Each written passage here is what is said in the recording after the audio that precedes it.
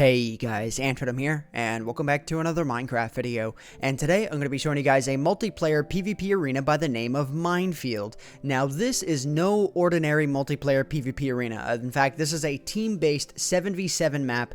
Well, I should say it's up to 7v7 because you can use as many players as you want as long as there's, at least one person on each team. And this map has 3 different built-in game types along with a built-in in-map heads-up display for everybody to see. So, as you can probably imagine, there is a whole lot to cover. Just by looking at the redstone, I'm sure you guys are, immediately baffled at this map. But I will assure you that I will do my best to explain exactly how this map works and, what you're going to need to do to get it going. And one thing that I did want to mention, or I should say 2 things, is that this is completely vanilla. So all you have to do, bare minimum, get some friends together, pop it on a server, and you are good to go. Or at the very least, you can just download this map to check it out, to marvel at it yourself, just like I've been doing. And the second thing that I wanted to mention is that I unfortunately am not able to get that many people, or really many people at all, for a map organization like that, because these videos, especially this one, has taken me a very long time to record, so I didn't want to go wasting anyone's time with anything like that. So I'm going to be, demonstrating this map, showing it to you guys solo, the sort of stuff, how it works. So if you are a player and you're playing in the games, then, I'll explain how, you get going and stuff like that. If you are the host, because yes, this map does in fact actually require a host to control the control board that I just talked about, then I will be explaining all of those as well. But the first thing that I want to mention is I want to mention the games themselves. I'm going to go ahead and I'm going to turn my speed off, set speed 1, there we go. And yeah, so if you are just playing this on the vanilla, and you can either show your friends this video, or if you want, if your friends are brand new to this map, you can explain the map to them just by telling them to come over and look at the sign. So this is all the info that the players are going to need. This is all of the game info. So if you want to explain the game types to them, which is what I'm going to be doing first, then bring them to this board. And for the host, if you are the host for this, then you can take a look at this board as well. But again, I'm going to be explaining everything in this video. So just lead them all to this video if you want to. But anyways, as I said, this is one big massive PvP arena that has multiple game types. So the 3 game types that are available for this map are Team Deathmatch, and it's your standard Team Deathmatch, except, it's tracked a little bit differently. So whichever team reaches 10 deaths first, or whichever team has the most deaths at the end of 5 minutes, loses. So whichever team obviously has the least amount of death wins. And that's essentially how that works. Conquest Assault is the red team starts with control of all of the capture points, and the blue team has to capture all of the points. After 5 minutes are up, the winners that have the most flag whoever has the most flag captures wins, essentially. If none are captured, blue team wins because red did not defend them. And that one I'm a little bit skeptical of, because wouldn't it actually be the red should win if they were defended because blue couldn't capture any of them? That one comes across to me as a little weird, but I mean, you can kind of make up the rules for yourself, because, it's not like the map blows up for the other team if, or it doesn't, like, ban the other players or something if they lose. You can kind of make up, that rule for yourself, because I think that the blue team winning, if the red team doesn't have any other points captured, that one's kind of silly. But anyways, the 3rd game type is Rush, and basically this is a bomb assault map. So the red team has to defend bomb A and bomb B, whilst the blue team has to try and detonate them all. If a bomb is armed, then the bomb on display will make a sound and flash. TNT can also be inserted, but it's a one-time use, obviously, if that happens. So anyways, what I'm going to do first, before explaining what the players do or what the host does, is I'm going to show you guys the map itself here. So I'm going to go ahead and I'm going to type in fly 5, so I fly really fast here. And I'm going to go ahead, instead of walking, down either one of these aisles or through the host area, I'm just going to go directly into the map itself. And as a player, if you want to know what you have to do, then just keep tuned in for the video. I'll be explaining that here in just a second. So going into the main part of the map here, there are 2 main areas for each team to spawn. So you have this area right here. This, if you're playing, I believe it's Team Deathmatch, this is going to be the red team spawn area. And if you're on the blue team, then the blue team's area is, let me just fly up here. The blue team's area is right there. You can sort of see those blue wools with the watering holes right there. So anyways, looking over this map, as I said before, there are 3 game types. So the first one that I'm going to explain are the Conquest and Assault flag points. So Conquest and Assault, it's not Conquest and Assault, but it's Conquest Assault. The objective is to capture flags. So as the red team, you're trying to defend the flags from the blue team. So this is flag site A, and in order to capture a flag, all you have to do is stand on it. Now, because the game is not enabled, I'm not actually going to wind up capturing them. But as you can see here, you know, so since red is going to have this, if a blue team person steps on this, then it's going to uncapture it, then it'll recapture by the blue team, and then this torch will turn on, and then when the blue team actually captures it, then this one's going to light up. And yeah. And I believe in Conquest Assault. I'm not 100% sure of this, but I do believe that the red team can, in fact, recapture their base. Not 100% sure on that one, though. So this is flag site A right here, so you can see, you know, it's indicated by the flag right here. Flag site B is going to be right here in the same area as one of the bombs, and I'll go ahead and I'll explain that here when I'm explaining Rush. So this is flag site B, works the same way, you know, except these are the only 3 switches that you have. And then if I go over here, this is flag site C. And then you have the flag right here with which to capture all of the same settings as I said before. So that is Conquest Assault in a nutshell. So Rush, what Rush is all about, as I said before, it's about bomb destroying. So if you want to destroy the bomb, like, you cannot let the other team get to the bomb, period. If I believe it's red team that has to defend it and blue that has to go to it. So if blue even hits the button, bomb's gone. Like, you hit the button, bomb's gone. But obviously, because the game is off, you know, this torch does not actually stay off. So anyways, so this is where bomb A is. It's in the same area as bomb site B, the B flag capture area. I'm so used to saying bomb site because of Counter-Strike. So yeah, just kind of forgive me for that one. So it's in the same area as the flag, as, you know, the B flag capture. Let me go ahead and let me set the time of day here. And the second bomb is actually located, where is that thing? It's located over here. So it's kind of located in the middle of this town area, you know, slightly away from the flag site C area. So in this little town over here, this is where the next bomb is. So as I said before, you just need to make sure that that as the red team, you defend the bomb from the blue team. And team deathmatch doesn't really require any sort of explanation. As I said before, the spawn points for the blue team are over there, and the spawn points for the red team are over there. So yeah, that's essentially how the game types work in a nutshell. And when the games are active, this little bit right here with the exclamation point, if it's set to green, then the game is going. If it's set to red, then the game is off, and nothing will work in the map. So if you just wanted to use it as a standard, you know, regular PvP map, if you didn't want to learn any of this and you just wanted to have some fun doing PvP, you could do that as well. You would just have to set your spawn points within the map itself and go ahead and have some fun. You know, you don't even need to learn any of this if you don't want to. But for those who do want to learn how all the game types work, then go ahead and listen on. So I'm going to go ahead and I'm going to type in home here. And now, if you are a player playing this game, if you're not the host, but you're the player, then I'm going to explain to you what's going to happen next here. So essentially, as a player, let me go to this rule board here. I'm not going to read, you know, right off the rule board, but if you guys want to, go ahead and pause the video, you know, before or after I'm done talking. You can read all this for yourself, or go ahead and download the map. Then you guys can, you know, walk through it there. But essentially, the way this works is, let's just say I'm on the red team, for example. I'm going to walk down the red team's corridor hall here. I'm going to go down here. And then as you can see right here, I am met with a blocked door. So, you know, as I said before, I'm not going to explain the host stuff yet. But, you know, if you are the host, I'm going to go ahead and I'm going to type in, go to control. So the controller of the game has to open up these doors. So the host of the game has to open up the doors with which to let the players in. And the controller can also close those doors to lock the players in. So anyways, I'm going to type in go to red here.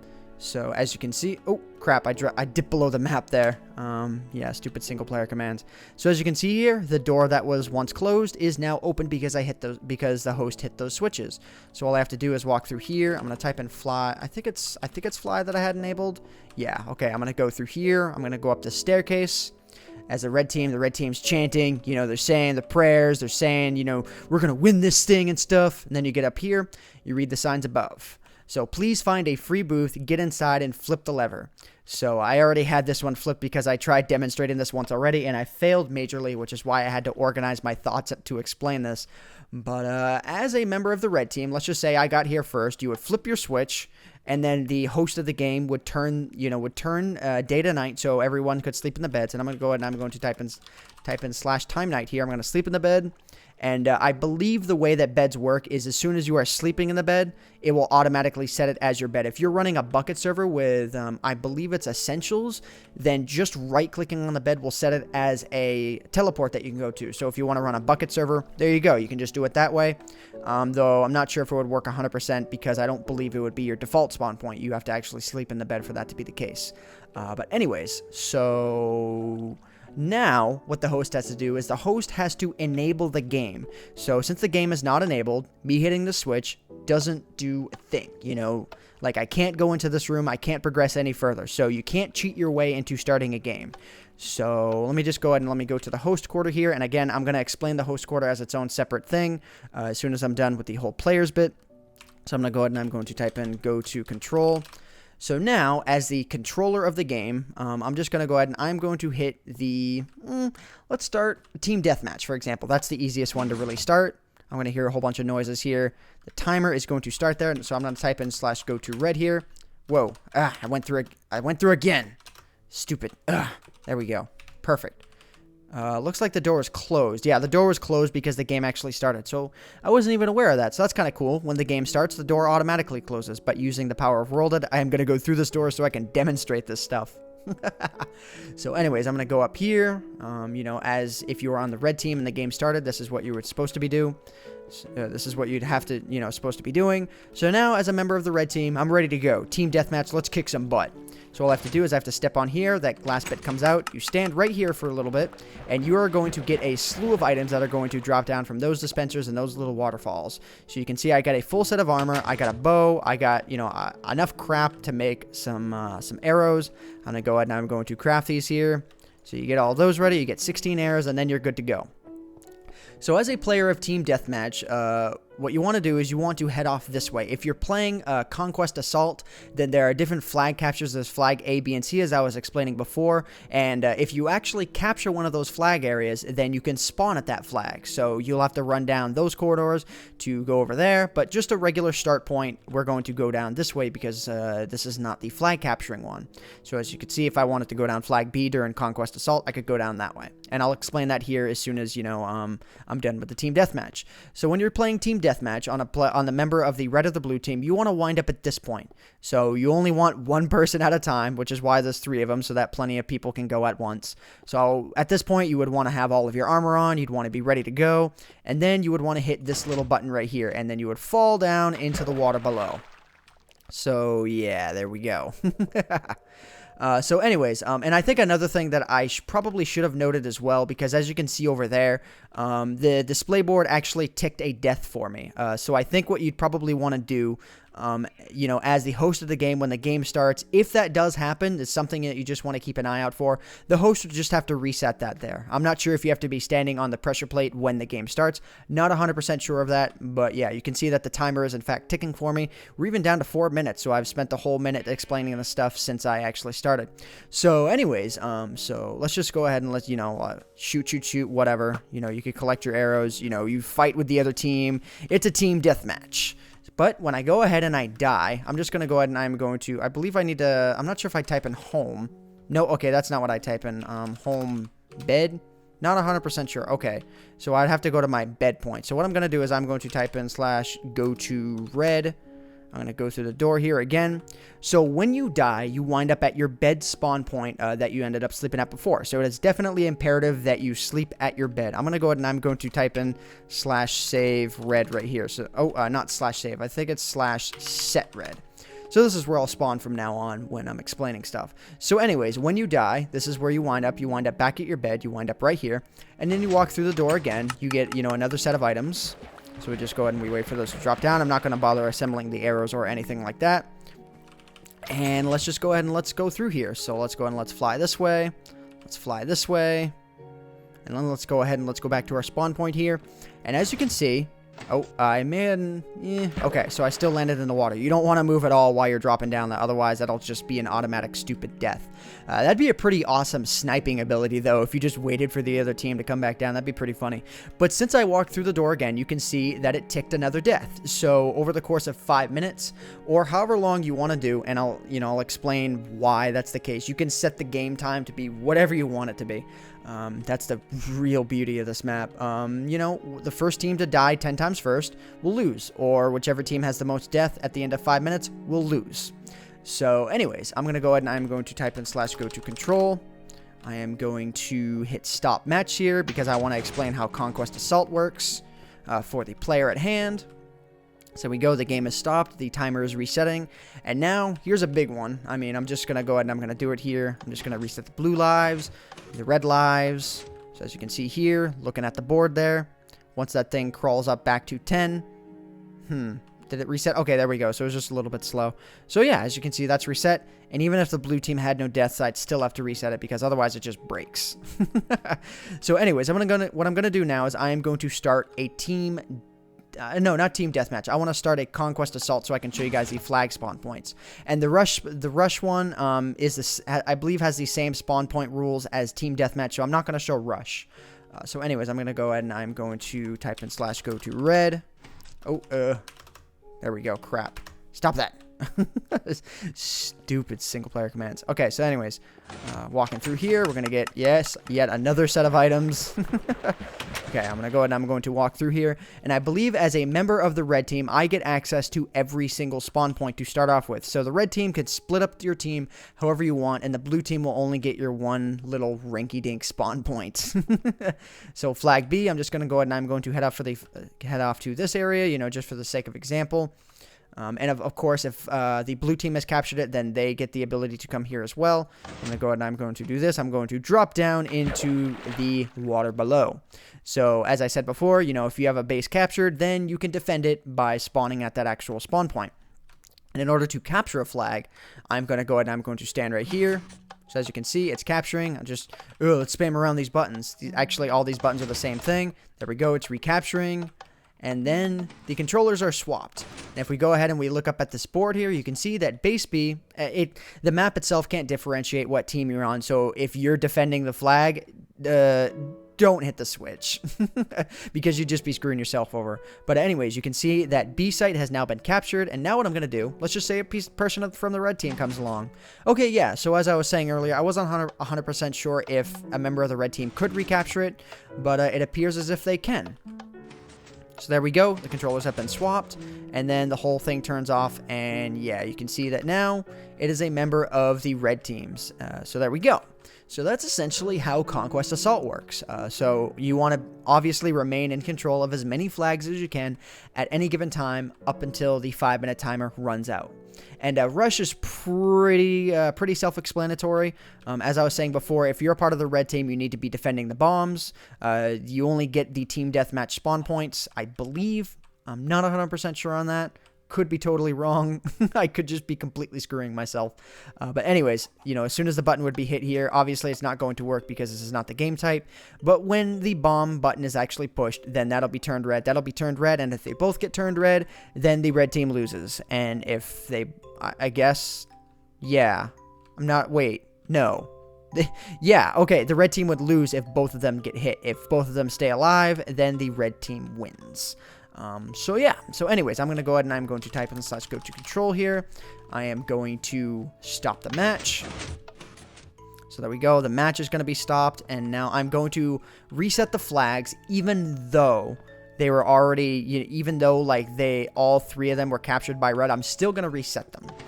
And then, I've done so much explaining of this room, but I'm still going to be doing a separate explanation for the host itself. Because I just don't want you guys to get confused. So I hope you guys get a good understanding now of how, from a player's point of view, as a player, you don't need to worry about this room. But, I mean, at least after watching this video, you have a basic understanding of how everything works. Oh, and another thing, actually, I'm not even going to note that yet. I'm going to note it when I get down here explaining all the control stuff. So hopefully you guys understand how this works from a player sort of perspective. Now, let's go ahead and let's move on to the host perspective. So if you are hosting the game, if If you're hosting the game, things are quite a bit different for you. I'm going to go ahead and I'm going to clear out my inventory here because that's a little bit annoying having that much crap in there. I'm going to give myself a pressure plate too, unless it's already set down over there. So as the host of the game, this is all the info that you're going to need, or as I said before, you can just watch this video.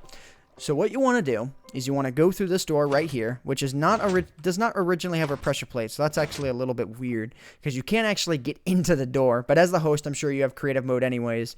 So I'm going to go and I'm going to walk into the door here. There's this neat little song if you want to play it or loop it for like a pre-game sort of thing. It's really quite cool. I'm going to go ahead and I'm going to hit the button and play the music.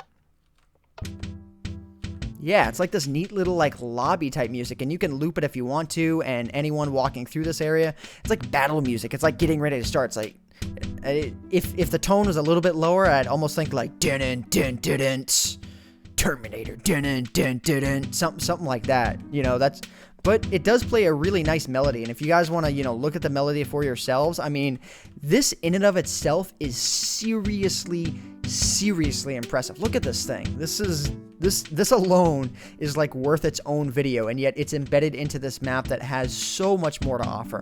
So anyways, as the host, what you can do is you go to the control room, you can go down this path, and it's actually a really long path. I'm not going to follow the entire thing, but you go down this ladder, you continue following the path out, and I'm going to go ahead and I'm going to type in /55 here. And where you will ultimately end up is you will ultimately end up on the roof of the control tower. So I'm going to go ahead and I'm going to fly down here. So you'll wind up, like I said before, this is the end of that path. So you'll wind up down here, and then you go down this ladder here, and you will be in the control room. You are the commander of the game. You are the host of everything. You are the person who starts and stops the games, and you are the person who controls the amount of time that's on the clock. You can reset the kills if you want. You can do anything involving controlling with this map from here. You are not a player. You are the host.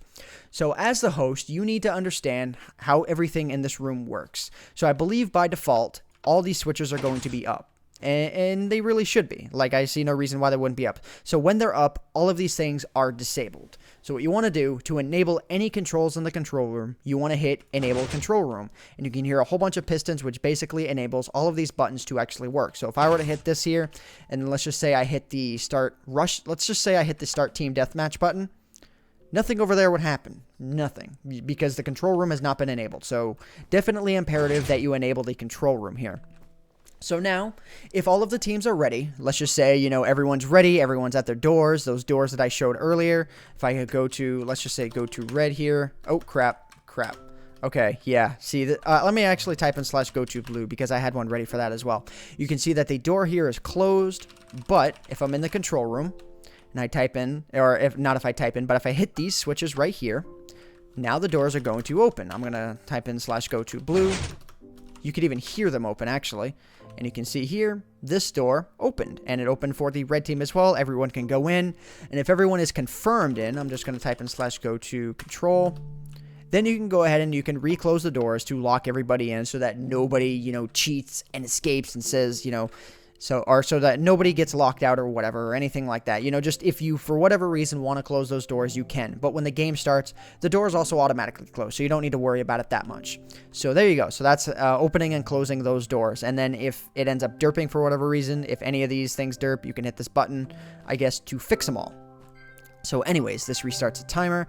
And over here, this is you know, the main stuff. If you want to start a team deathmatch, you know, with default setting, you know, the 5-minute counter, and then it starts up that thing right there, then you want to go ahead and you want to hit this button. But what I would highly recommend doing before starting that game at all is you want to reset the lives. So if you're doing a team deathmatch, you want to reset the blue lives, and you want to reset the red lives. You want to do that because even if, like, let's just say you just played a game through and the other team didn't die, for example. Let's just say blue team did not die, but you didn't reset their counter because you didn't think it needed to be. Well, then it won't track any deaths on their side because when I was recording earlier, I actually figured this out the hard way. I was trying to demonstrate something on the blue team, and the blue team counter was not going, and thus I had to stop recording and really think about what was going on here. So highly recommended that you reset any settings for whatever game you're going to be starting. So this is the team deathmatch resetting stuff here, you know, blue lives and red lives. So yeah, so if I wanted to go ahead and I wanted to start Team Deathmatch, I could go ahead and I could hit this button. And you guys saw what I did earlier there, you know, starting Team Deathmatch up. If I wanted to start a rush game, all I'd have to do is hit this button. If I wanted to start Conquest Assault, all I'd have to do is hit this button. And if for whatever reason I needed to cut off the games early or something like that, or let's just say one team definitely won, then there you go. You just go ahead and you hit this button right here. And what's cool is that you don't need to like keep track of anything in like a notepad or anything like that. Everything in order to keep track of who's winning and who's losing, all on that board right there. It is the greatest thing being the host here. You just kind of get to be lazy. There should be like some sort of king's chair or something like that. Some sort of like lazy boy chair here or something like that. So anyways, if I wanted to go ahead and I wanted to start a rush, I would go ahead and I would reset the bombs. You know, just for good old sake, I'd reset the bombs and then start rush. And then if I wanted to do, for example, a Conquest Assault, the flag capturing game, I would reset point A, I'd reset point B, and then I'd reset point C. And then I'd go ahead and I would start the game up. So, yeah. Oh, and if you were, let's just say, as I was saying before, you can kind of make up your own rules with how this stuff works. So if I were to start a team deathmatch or any one of these that would have the timer enabled, let's just say here, you know, I started a team deathmatch. It got down to like 3 minutes or something like that. Then I hit reset timer. I think this may toggle through the entire timing set. I have no idea. Doesn't look like it because there's no actual game going on. So let me go ahead and let me start a quick team deathmatch here. So you can hear that since the room is enabled, this little glowstone retracts to show you that a game has actually been started. We look at the other end there. You can see it is at 5 minutes. But let's just say it's down to 3 minutes, and you want to up the ante. You want to up it back up to 5 minutes, so you want it to be an 8-minute game or something like that.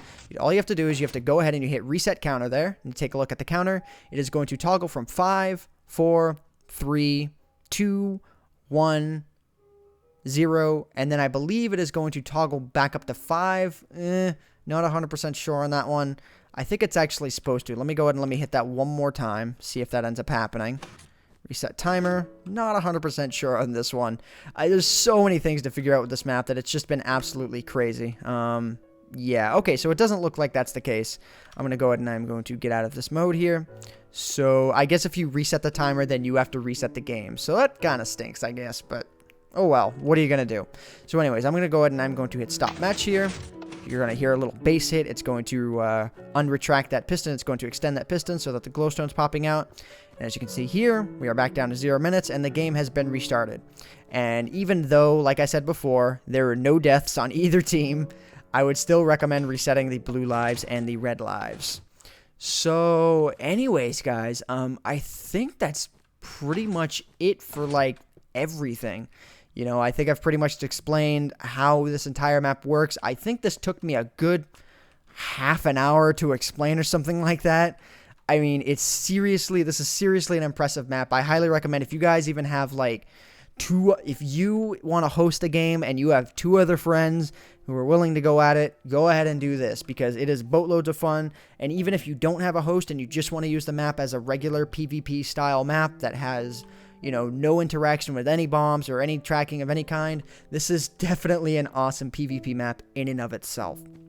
So anyways, guys, I hope you all have enjoyed this video, but before I go ending off the video, just so you guys can appreciate this a little bit more, I'm going to show you the underside with the redstone, and you guys can download this for yourselves as well.